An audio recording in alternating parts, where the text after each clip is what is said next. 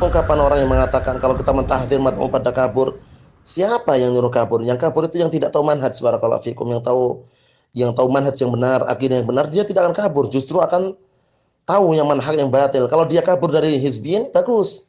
Nah, kalau seandainya dia kabur dari kesesatan, bagus.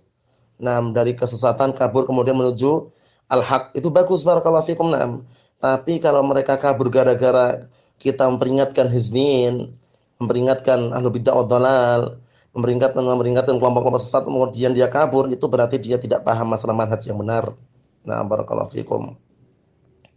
Memang benar kita ahlus sunnah wal jamaah itu sedikit dan lemah. Namun bagaimana kalau kita seandainya diam saja? Semakin lemah, barakallahu fikum, karena diamnya kita dari kebatilan itu bagaikan setan yang bisu.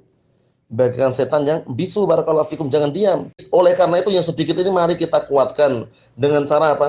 Dengan cara barakallahu fikum kembali kepada Al-Qur'an dan As-Sunnah bi fahmi salafil ummah.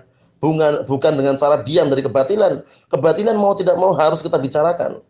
Dan inilah termasuk samartud dakwah. Buah daripada dakwah. Kalau seandainya tidak ada yang bicara masalah kebatilan, orang akan menganggap semua sama. Ahlus sunnah wal jamaah karena sedikit tersebut, barakallahu fikum, harus semakin kokoh. Barakallahu fikum, semakin kembali kepada dalil Al-Qur'an was sunnah, bukan semakin meninggalkan dalil. Man faraqad dalil dhalla an sawa'is sabil. Barang siapa yang meninggalkan atau memisahkan diri dari dalil, maka sungguh dia telah tersesat dari jalan yang lurus. Telah tersesat dari jalan yang lurus, barakallahu fikum. Jadi mentahdzir ahlu bid'ah wad dhalal, mentahdzir, memperingatkan kelompok-kelompok sesat itu bukanlah apa? Barakallahu fikum, bukanlah membuat mad'u pada lari. Yang lari itu justru dikhawatirkan seperti mereka. Barakallahu fikum, seperti itu. Jadi harus paham seperti ini. Perlu diperhatikan. Mau tidak mau orang itu hidup pasti ada yang namanya jarah wa ta'dil. Mulai perkara dunia, beli pakaian pun milih yang bagus, mengkritik yang jelek, sama aja dunia. Tapi kalau ini kan akhirat, perkara agama lebih besar. Kita harus memilih ini hak, ini batil, ini hizbi, ini sunni, ini bid'ah, ini sunnah. Seperti itu, barakallahu fikum. Naam. Allah yabarik fik. Ini semuanya akan bisa dicerna dan akan dimengerti manakala orang itu berilmu. Karena orang yang bodoh itu enggak tahu kadarnya orang berilmu. Kalau orang berilmu tahu kadar orang bodoh, karena dulu pernah jadi orang bodoh.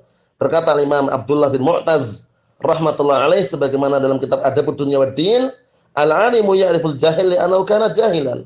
Orang yang berilmu, dia tahu kadar orang bodoh karena dulu pernah menjadi orang bodoh.